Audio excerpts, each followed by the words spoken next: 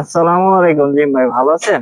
ওয়ালাইকুম আসসালাম ভাই, আপনি কেমন আছেন? এই তো আলহামদুলিল্লাহ ভালো আছি।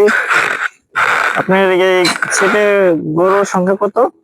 এই সেটে গরু, ষাঁড় গরু আছে 10টা, আর গাভী গরু 40টা আছে, মোট 50টা আছে এই সেটে। তাই ওই পাশে আরো অন্য সেট আছে।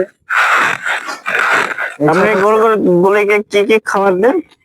সাধারণত ন্যাচারাল খাবার, যেগুলো বাঙালির দেশি খাবার খাই, যেরকম কাঁচা ঘাস, খড়, ভুসি। দানাদার খাবার এখনো দেওয়া হয় না, কারণ এগুলো আমাদের তো বিক্রির জন্য না। বিক্রির জন্য যে সময় হবে সেই সময় দানাদার খাবার দেওয়া হবে। যেমন এই একটা তাই। গরু আছে, মানে প্রেগনেন্ট, কিছুদিন হয়েছে। এটা কয় মাস হবে গাভী? এটা 2 মাস মতো প্রেগনেন্ট হয়েছে। আহ, আচ্ছা, এইসব আর এই যে সাদা একটা গাভী দেখতে পাচ্ছি, এটা কি এটা জাত? এখনো প্রেগনেন্ট হয়নি। এটা হচ্ছে আপনার ফ্রিজিয়ানের করস, মানে দেশির সাথে হলস্টাইন ফ্রিজিয়ানের করস এটা। হম, এর জন্য দেখতে দেখুন, অনেক সুন্দর মাশাআল্লাহ। মানে খুব একটা বড়ও না ছোটও না, মিডিয়াম সাইজ। এগুলোর দুধ কম হবে। তাও তো কত লিটার হতে পারে? 10 লিটার ধরো, আনুমানিক 10 লিটার ধরা যায়। এই যে এদিকে দেখেন, এই যে এই গাভিগুলো, এগুলো কি জাত? এই যে এটা, এটা ফ্রিজিয়ান এটা।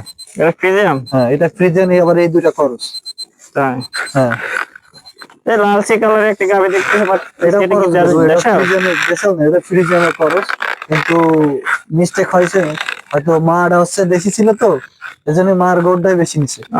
80% মারই নিছে খরচ হিসেবে আমরা ধরতে পারি, তাই তো? খরচ হিসেবে। আর এই যে একটা বকনা বাছুর দেখা যায়, এটাও হলস্টাইন ফ্রিজিয়ানের করস। এই সেটা হচ্ছে করস গরুই বেশি। ওই দেখেন ওইদিকে আরেকটা নিরিবিলি ওই আছে। একা দাঁড়িয়ে আছে, ওটা কি অসুস্থ নাকি? অসুস্থ না, ওটা সুস্থই, কিন্তু হয়তো যে কোনো খাবার টাবার খাওয়া শেষের জন্য নিরিবিলি আছে। আচ্ছা আচ্ছা, ঠিক আছে ভাই, ভালো থাকে না? আচ্ছা।